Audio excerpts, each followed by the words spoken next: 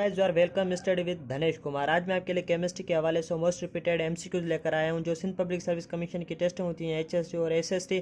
इन टेस्टों में ये एमसीक्यूज अक्सर आते रहते हैं। ये जो एमसीक्यूज आज मैंने बनाए हैं जो प्रीवियस टेस्टें हुई थी एचएसटी और एसएसटी और मेडिकल की टेस्टों में से सिलेक्ट करके कुछ मैंने एमसीक्यूज बनाए हैं।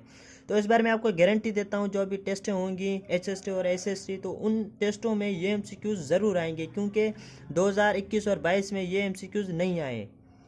तो इन एमसीक्यूज़ को आप ध्यान से समझना, क्योंकि जो हमारे भाई एचएसटी और एसएसटी की तैयारी कर रहे हैं तो इन एचएसटी और एसएसटी की टेस्टों में 20% केमिस्ट्री है, और जो मेडिकल की तैयारी कर रहे हैं हमारे भाई तो उन मेडिकल की टेस्टों में 40% केमिस्ट्री है। तो ये जो एमसीक्यूज़ हैं केमिस्ट्री के आपके लिए बहुत ही फ़ायदेमंद होंगे, तो वीडियो को एंड तक ज़रूर देखना। तो आप क्या करते हो, वीडियो को बीच में ही स्किप कर देते हो, जो बीच में एमसीक्यूज़ होते हैं आप उन्हें मिस कर देते हो, तो ये गलती ना करना। तो इसके लिए वीडियो को एंड तक देखना। तो बगैर टाइम वेस्ट के हम अपने वीडियो को स्टार्ट करते हैं। तो हमारा फर्स्ट क्वेश्चन है, atom or group of atom with unpaired electron are known as.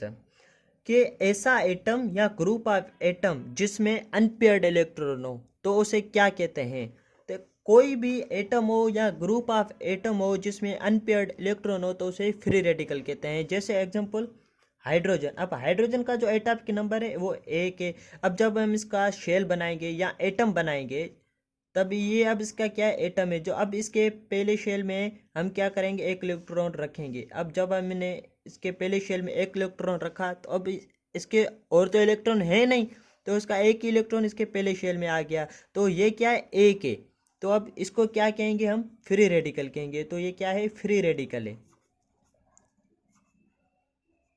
तो ये क्या है, फ्री रेडिकल है। उसके बाद दूसरा है नाइट्रोजन। अब नाइट्रोजन का एटॉमिक नंबर 7 है। तो जब हम इसका एटम बनाएंगे तो इसके पहले शेल में 2 इलेक्ट्रॉन, दूसरे शेल में इसके कितने आएंगे, 5 इलेक्ट्रॉन आएंगे। तो अब ये 5 क्या है, अनपेयर्ड है। माना ऐसा एटम जिसमें अनपेयर्ड इलेक्ट्रॉन हो, फिर 1 हो, 3 हो, 5 हो, 7 हो, पर यानी होने अनपेयर्ड चाहिए तो उसे क्या कहते हैं, फ्री रेडिकल कहते हैं। अब इसके हम एमसीक्यूज देखते हैं। तो इसके एमसीक्यूज क्या है। ऑप्शन है a compound, b mixer, c molecule, d free radical. अब हमने जो एग्जांपल में समझा था तो जिसमें अनपेयर्ड इलेक्ट्रॉन हो तो उसे क्या कहते हैं, फ्री रेडिकल कहते हैं। तो हमारा जो डी है आंसर है वो करेक्ट है, यानी फ्री रेडिकल कहते हैं।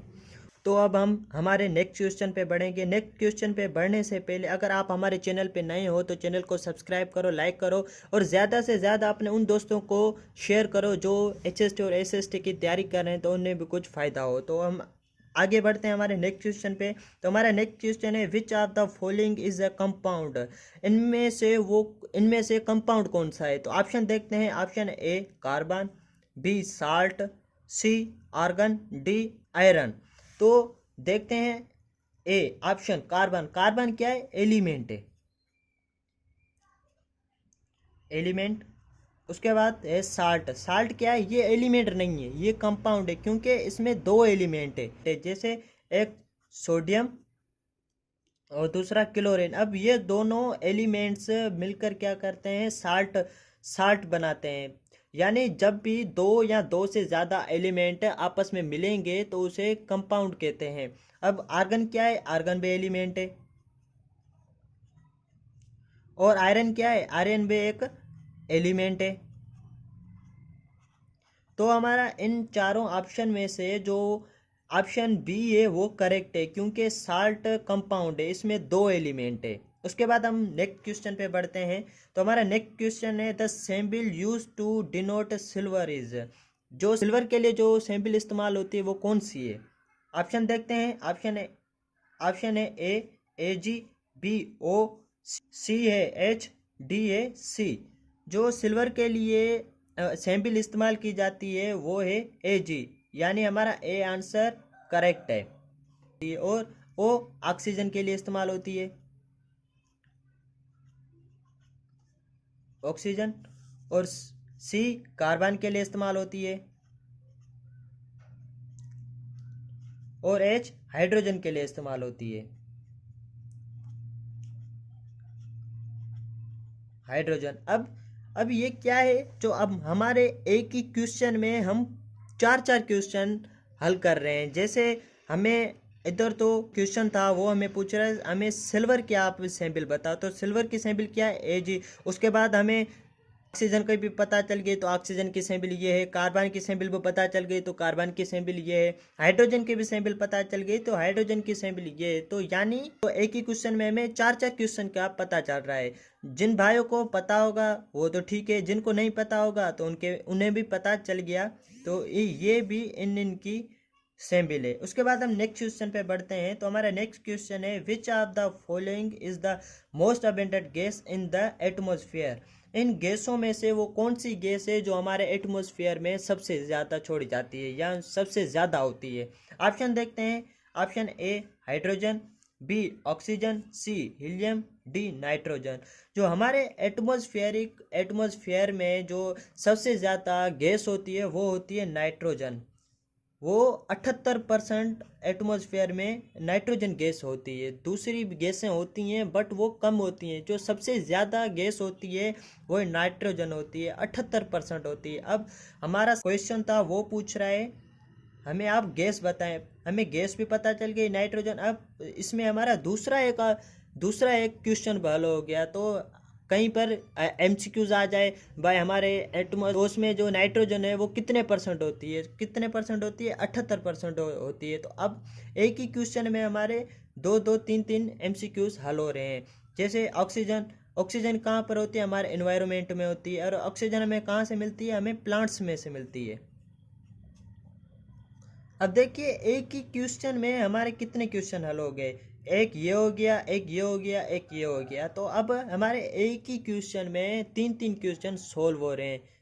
अब हम आगे बढ़ेंगे हमारे नेक्स्ट क्वेश्चन पे। तो नेक्स्ट क्वेश्चन है हमारा 1 mole of oxygen atom is. Oxygen के एटम का 1 मोल कितना होता है। या जैसे एग्जांपल ये ऑक्सीजन है। अब ऑक्सीजन का जो एटॉमिक नंबर होता है वो होता है 8 और इसका जो एटॉमिक मास होता है वो होता है 16। अब ये जो 16 है एटॉमिक मास को हम ग्राम में भी जाहिर करते हैं। यानी जो मोल होते हैं मोल को हम ग्राम में भी जाहिर कर सकते हैं। जैसे ऑक्सीजन है, ऑक्सीजन का जो एटॉमिक मास है वो है 16। तो इसका जो ऑक्सीजन का जो 1 मोल है वो कितने के बराबर होगा, 16 ग्राम के बराबर होगा। जैसे अब हम इसके ऑप्शन देखते हैं। तो इसके ऑप्शन क्या है, ए 16 ग्राम, बी 18 ग्राम, सी 20 ग्राम, डी 22 ग्राम। तो हमारा राइट आंसर क्या है, ए। अब जो मोल होते हैं उन मोल को हम ग्राम में भी जाहिर कर सकते हैं। जैसे एग्जांपल ऑक्सीजन भी हो गया। उसके बाद हम दूसरा उठाते हैं जैसे कार्बन। अब कार्बन का जो एटॉमिक मास होता है वो होता है 12। अब ये जो 12 है हम इसे मोल भी कह सकते हैं। तो यानी ये क्या है, एक मोल है किसका, कार्बन का। ये एक मोल कार्बन का है। तो इसी यानी जितना भी किसी भी एलिमेंट का कितना भी मास हो, फिर वो 12 हो 10 हो कितना भी मास हो, फिर हम उसे क्या कहेंगे, ये एक मोल है। यानी ये एक मोल ऑक्सीजन का है, ये एक मोल कार्बन का है। तो उसे क्या कहते हैं, मोल कहते हैं। उसके बाद हम नेक्स्ट क्वेश्चन पे बढ़ेंगे। Atomic number was discovered by. Atomic number को किसने दरियाफ्त किया था। तो अब हम ऑप्शन देखते हैं। ऑप्शन ए डेमोक्रिटस, बी अल्बर्ट आइंस्टाइन, सी जे प्रेजली, डी मोजली। अब हम देखेंगे तो इन चार ऑप्शन में हमारा राइट आंसर कौन सा है। तो अब देखते हैं ए डेमोक्रिटस। अब डेमोक्रिटस ने क्या किया था, एटम दरियाफ्त किया था, एटम के बारे में बताया था। और अल्बर्ट आइंस्टाइन ने क्या किया था, प्लाज्मा के बारे में बताया था।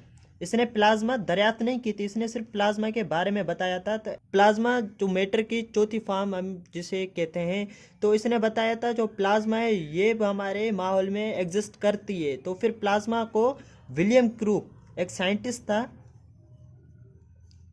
विलियम क्रूक, उसने इस प्लाज्मा को दरियाफ्त किया था। और जे प्रेजली ने क्या किया था, ऑक्सीजन को दरियाफ्त किया था, ऑक्सीजन।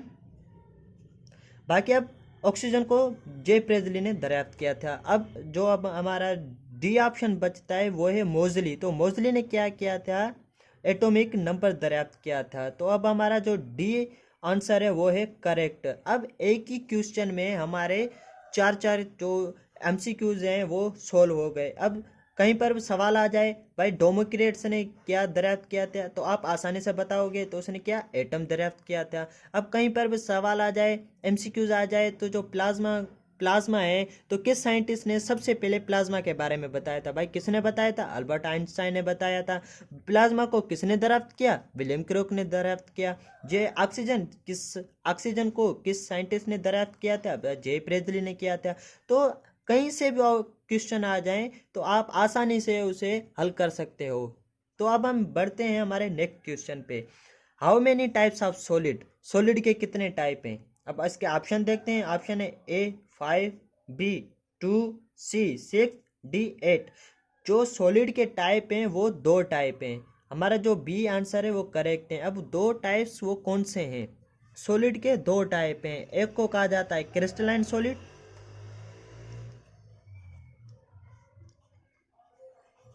क्रिस्टलाइन सॉलिड, और दूसरे को कहा जाता है अमरफस सॉलिड।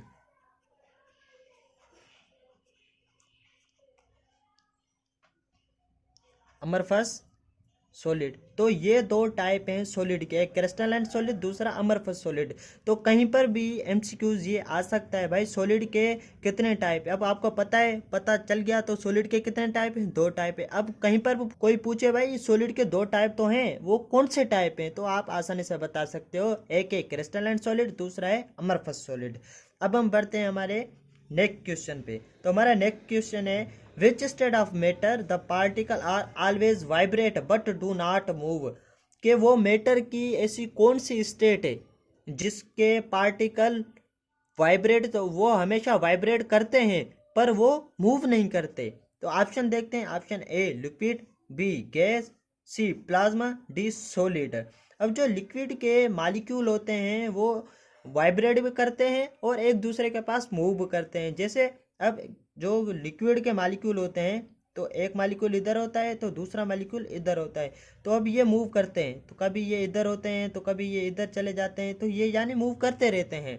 उसके बाद गैस के मॉलिक्यूल होते हैं, ये बहुत दूर होते हैं, तो एक इधर है तो एक इधर होगा, तो ये भी मूव करते हैं।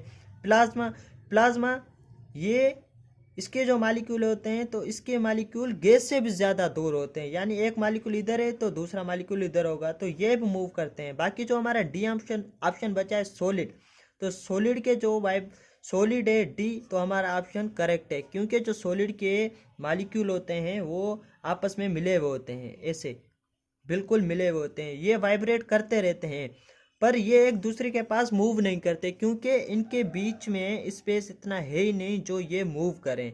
तो हमारा जो डी ऑप्शन है वो करेक्ट है, सॉलिड। तो आगे बढ़ते हैं हमारे नेक्स्ट क्वेश्चन पे। The word अक्वास is derived from the Latin word called. जो अक्वास वर्ड है वो लैटिन वर्ड से एक लिया गया है, तो उसे क्या कहते हैं?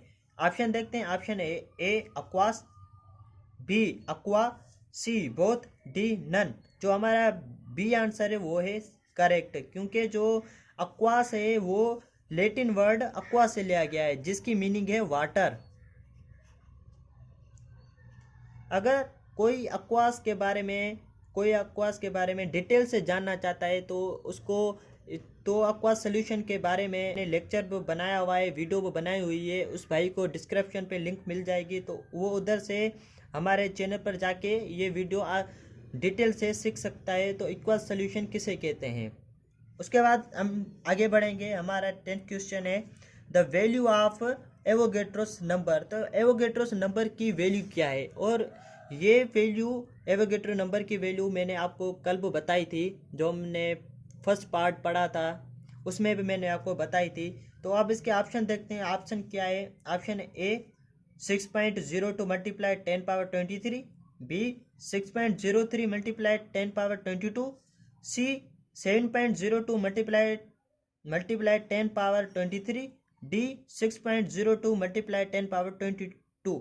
तो इनमें से कौन सा राइट आंसर है? इनमें से जो राइट आंसर है हमारा एवोगैड्रोस की जो नंबर की वैल्यू है वो है 6.02 मल्टीप्लाई 10 पावर 23। जो हमारा राइट आंसर है वो है ए। तो ये थे आज के हमारे एमसीक्यूज। तो इंशाल्लाह ऐसे इंफॉर्मेटिव एमसीक्यूज मैं आपके लिए फिर लाऊंगा। तब तक अल्लाह हाफिज़।